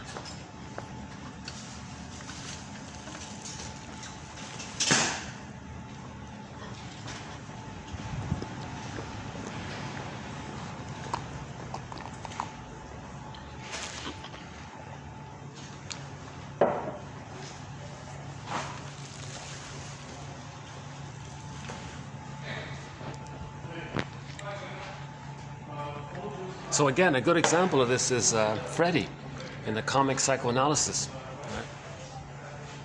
1955, a comic book series came out called Psychoanalysis. 4 issues were put out. In total, 12 therapy sessions were presented in this comic. Now, this is not some entertainment. This comic was part of the mental, emotional, spiritual hygiene movement that took place during the 50s and 60s. So they used the comic format to teach psychoanalysis. So the best introduction, in my opinion, to psychoanalysis is that comic. Yes, it's elaborated a little bit, but but they still preserve the spirit of teaching psychoanalysis. You learn about dream interpretation, about transference, repetition compulsion. In this case of Freddie, the one we're talking about right now, about the absent family member, how, see, Freddie was the identified client. They thought all of the problems were because of him. And the parents didn't understand. It was there, what? We are the fault? The therapist said, yes, you two are causing all this. They couldn't believe it. So Freddie, you go home. When you heal the parents, the kid calms down. But in this example here, the father is resistant to it, so he avoids the therapy session. So he's called the absent. That's called the absent member maneuver. Affiliation, something we all need. Affiliation, the feeling of being included, part of a group or something. A psychological motive to be with other people, right? A feeling of relatedness, right? For example, a woman may wish to get married in order to be accepted and belong to a group of women, all of whom are married. Not a very good example. I didn't really like this example. Really? All of the women in her neighborhood are married and she's the only single one. So she decides just to marry some guy so she can be included in the women's club. Really? Did she go that far to sacrifice her? Not a good example, because I don't believe it. I don't think, unless this quote was taken from like long ago or something. Maybe they're referring to something 1,000 years ago, 100 years ago or something. But I don't think in modern times anyone would do that, right? But in general, a psychological motivation to be with other people or to belong to a group, the need for relatedness and affiliation.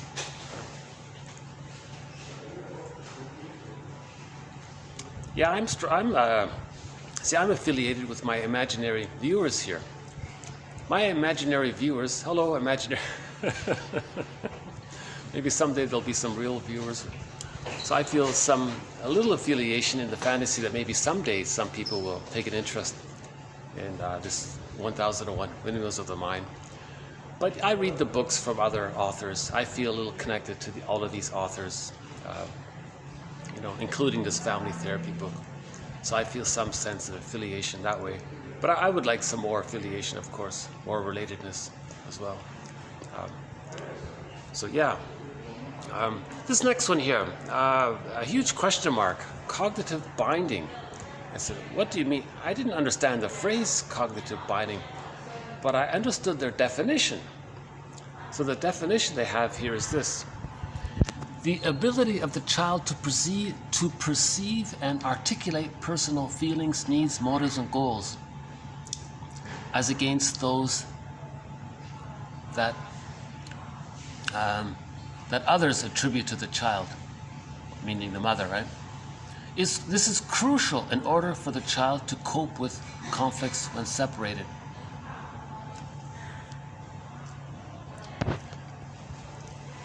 So if the mother gaslights the child, then this affects the child's cognitive binding. I don't like this phrase at all. But the message is important. The child needs to have the ability, number one, to perceive his emotions, to know that he has emotions. What? I have feelings? What's this? There's a thing called feelings? The child needs to have that sense that he has feelings, right? And to articulate his feelings, that he has these feelings. Hey, Father, you said you do this. It didn't happen. I felt a little annoyed by this. I'd like some clarity or, needs, motives, and goals to articulate it. Now, he can't do this if the parents gaslight the child. No, baby, you don't feel this. No, baby, you don't have this need or wish or feeling. Really, I don't? So this is all related, somehow related to the phrase cognitive binding. I just leave that as a question mark. Next one here, family conference or council.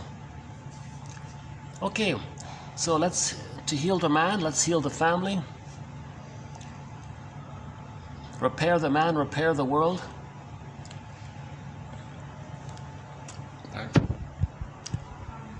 So we did that quote from the kid's story.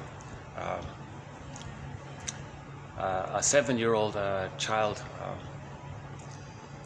wanted to play with his father or something, but he was busy at the moment. So the father pulled out a magazine, opened it up, and saw a full-page picture of the world, like a global map of the world.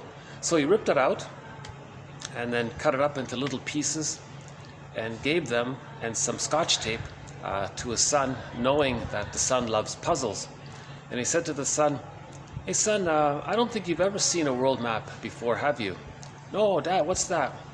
"Well, here's pieces of it. I'd like you to repair the world." "Wow, okay, Dad, I'll try." A few minutes later, "Dad, I did it. I repaired the world." "Son, really? You've never seen a world map before. How did you do it?" "Well, that's true, but when you ripped the page out of the magazine, I saw that on the other side there was a picture of a man. So I turned the pieces over and repaired the man. And I noticed that when I repaired the man, I turned the page over, I saw that I repaired the world." So in order to repair the world, we want to repair the man and the family. So to repair the family, we need family conferences. A family conference or council, regularly scheduled meetings, and operate under rules agreed upon in advance. The meetings are open forums at which all members can speak without interruption, with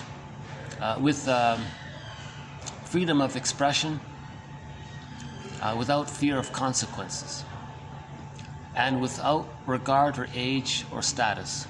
The groups' deliberations result in decisions only when all members present agree, that is, come to a common understanding. They must adhere to the following basic criteria: equality of all members, mutual respect, open communication, regularity,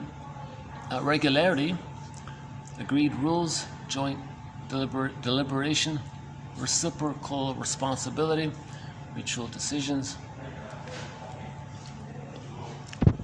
So once a week the family gets together and they all agree on some principles to take place.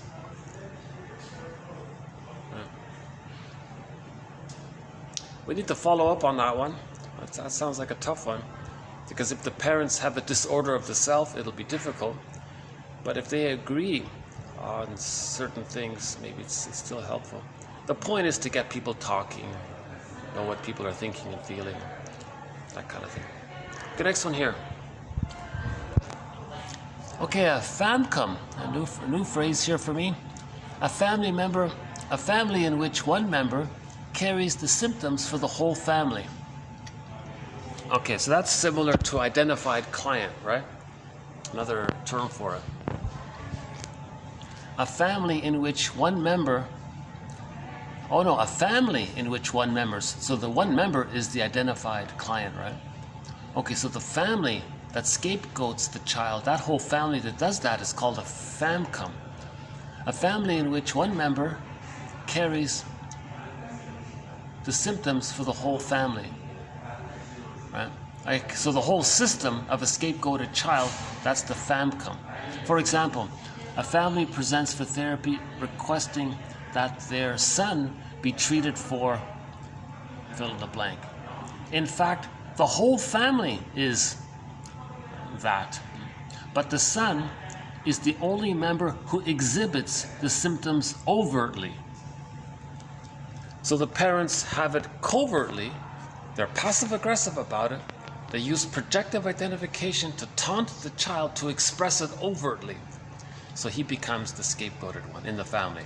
This whole system and this whole dysfunctional family, where the parents have the trait covertly, they use projective identification to get the child to overtly express what the parents can't admit within. They call this a famcom.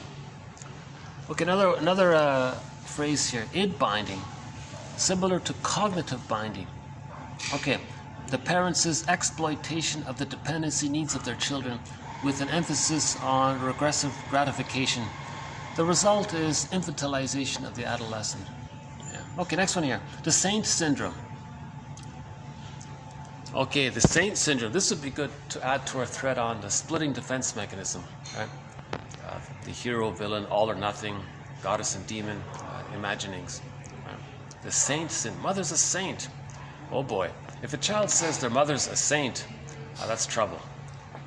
That over-idealization is a reaction formation that the truth is he's very angry at her. He can't face it, but to stay in touch with it, he says the opposite. Right? Okay, the saint syndrome, a situation in which the entire family, so in this case, the saint syndrome is everybody in the family is doing this. Everybody in the family is engaged in this splitting mechanism. Okay, a situation in which the entire family agrees that a particular family member is more gracious, more loving, more generous, and more self-sacrificing than any ordinary mortal. There's the goddess, right? The family member is assumed to possess no negative traits and to be capable of an even better performance if the members were not surrounded by less worthy people.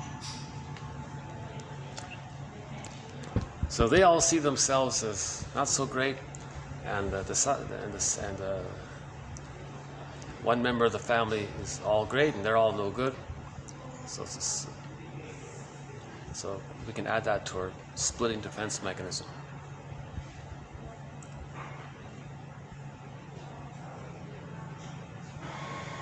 It's a repetition compulsion of the baby needing to think that the mother's all good. The baby manufactures an ideal breast. That later on, that's the saint syndrome. Transference neurosis. A neurosis that occurs when a client reacts in the treatment relationship. A panorama of conflicts, again, a neurosis that occurs when a client reacts in the treatment relationship. Neurotic conflicts. Okay, they're going to just engage in a lot of neurotic conflicts, including many that are rooted in the client's childhood experience. The cumulative transference reactions become so pervasive as to make therapy and the therapist the central concerns of the client's life. So it's one thing to transfer one aspect of ourselves onto the other. That's a transfer. But if the person transfers everything about themselves onto the therapist, and that's all they think about is them, that's called a transference neurosis. So it's a question of degree here. Some people say that the honeymoon phase is a transference neurosis. The partner's everything. You're everything for me. You're my one and only and everything. Right? That's a transference neurosis if it's too much. Right? Last one here, unrelatedness. So we need the opposite of affiliation. If the person doesn't have affiliation, he may feel unrelatedness. The situation in which nothing a family member does, is, or becomes matters to anyone in the family. Detachment, separateness occurs. So that can lead to the schizoid pattern. The child develops an avoidant attachment style. His emotions are detached. He's schizoidal. So he's very removed from his emotions. In the Odyssey, Penelope is far away. How are we doing here? Hour and a half? Yeah. Hour 50. Well,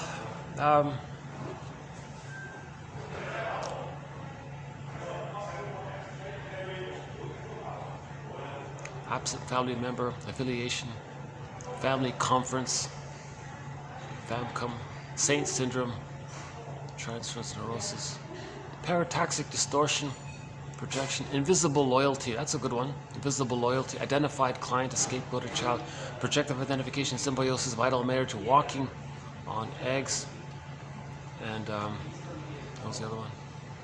Babes in the Wood marriage, breakaway guilt, can't live with, can't live without you syndrome, the doorknobbers, empathy, and the I position, the I rule, to make I statements. I statements are expressions of self-responsibility.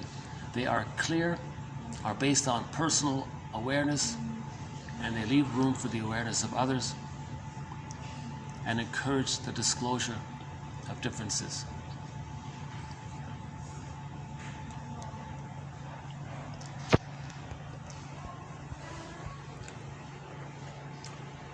Okay, so this has been TQ 2332 from the book simply called Family Therapy by Sauber, Le Abate, and Weeks, G. Weeks. So we'll add more quotes to our possible new thread on the jargon of family therapy.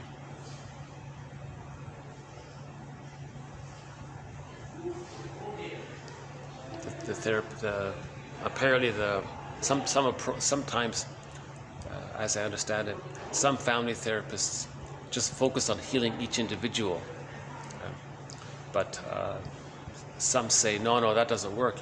You got to treat the whole thing like a system. You got to look at how if he does this, it affects the whole system. So you got to try to heal the whole system. So you need the whole family in the room and try to heal the whole family. Or you do both, that kind of thing. And you can apply psychoanalytic principles for the whole family. So in other words, you can psychoanalyze everyone in the family at one go, like group therapy, in other words. So family therapy is basically like group therapy, right? As I understand it. Okay. Anything else here?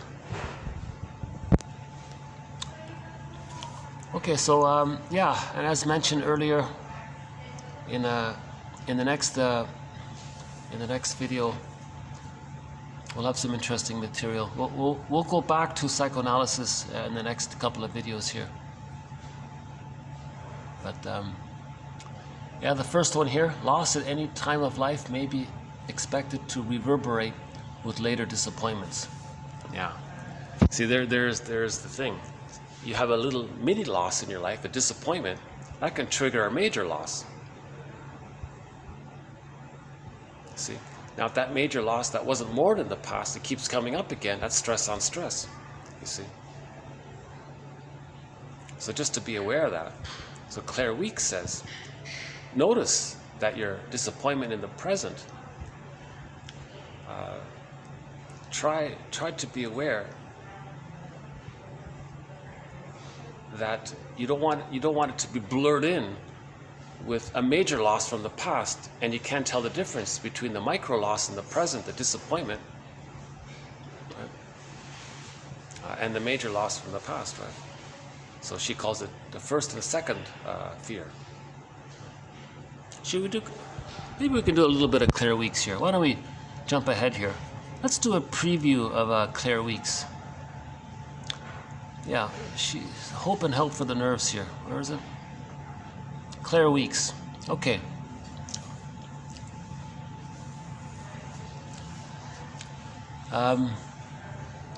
Okay, here's our key quote here. It is easy to add fear of fear, right? The only thing you have to fear is fear itself, right? It is easy to add the fear of fear when an original spasm of fear is felt as a scorching flash.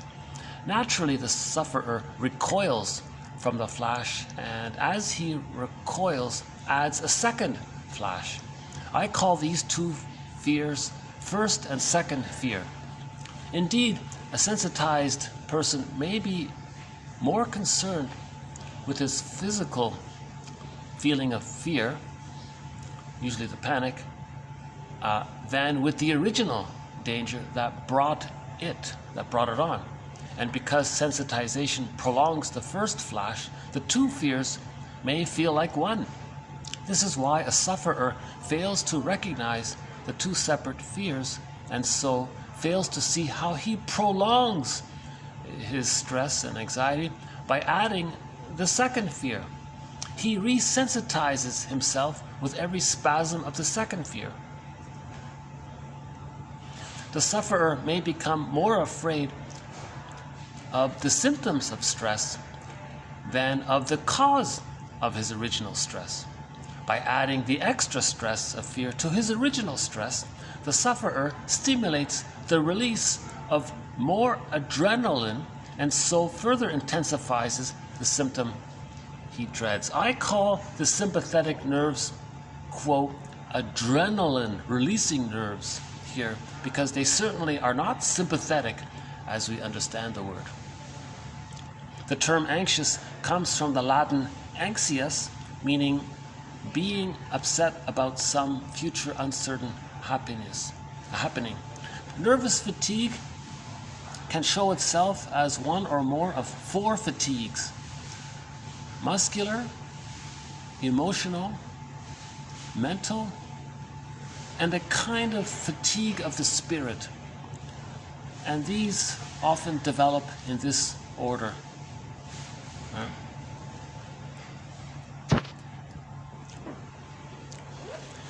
The shortcoming of what she's saying is that the person has the first anxiety coming up. For example, the memory that mother will disapprove if the child has wishes and feelings. So he feels anxious about that. That's the real issue. But out of that issue, he feels stress somehow. But then he looks at the symptom of the stress and then thinks that is a problem. And now he's worried about the reaction of that stress. In other words, a person has back pain. Now he has this elaborate fantasies. Now he's afraid of the back pain. He's not afraid of what's causing the back pain. He's afraid that the back pain is a danger. No, the back pain is a symptom. Don't treat the back pain as the cause. The back pain is the symptom. So similar to the family systems therapy, right? You want to look at the cause. So that's the idea. But if you think the back pain is now a source of danger for you, you're adding more stress, you're making it worse, right? So that's her basic point. She doesn't talk about psychoanalysis. She doesn't talk about the original anxiety, right? The abandonment depression, the memory of mother's disapproval, the memory of her not being around. That's the original stress, the insecure attachment style. That's causing the original stress. You want to focus on that. She says, don't worry about your reaction to it afterwards. Don't respond from the symptoms. Her term is flow. Her slogan is face. What is it? Face, accept, allow, and flow. So if you have anxiety in your face, okay, I'm going to face it. Accept it. Okay, I'm going to accept it. Allow it. Oh, I'm going to allow it. And let it flow or float. Is it float or flow? Float. Is it float? Actually, she says flow, but I was thinking maybe float would be. I'm experimenting with float. Maybe either or, right? So her original slogan, her original mantra is accept. Sorry, face. So face it, accept it, allow it, flow. Let it flow. Let your feelings flow, and then give it time or something.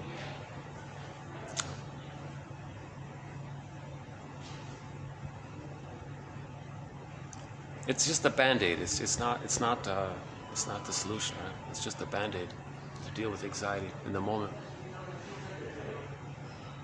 You know, it's actually quite a nice day outside. It's a sunny day. But in this busy city, I couldn't find any quiet enough spot where I could just do this video. So that's why I'm here. Unless, well, I can just show you out the window at least. Let's see what's out. Let's see what's out of the window here.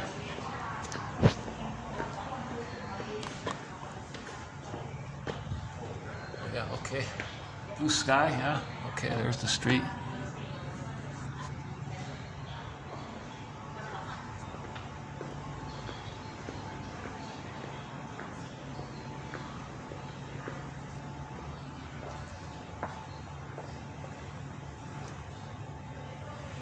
Okay, maybe we'll just start to wind this down and wrap up with a song here.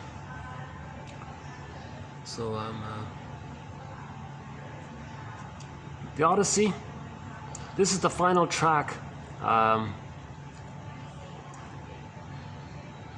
the soundtrack of the Odyssey, starring Armand Assante.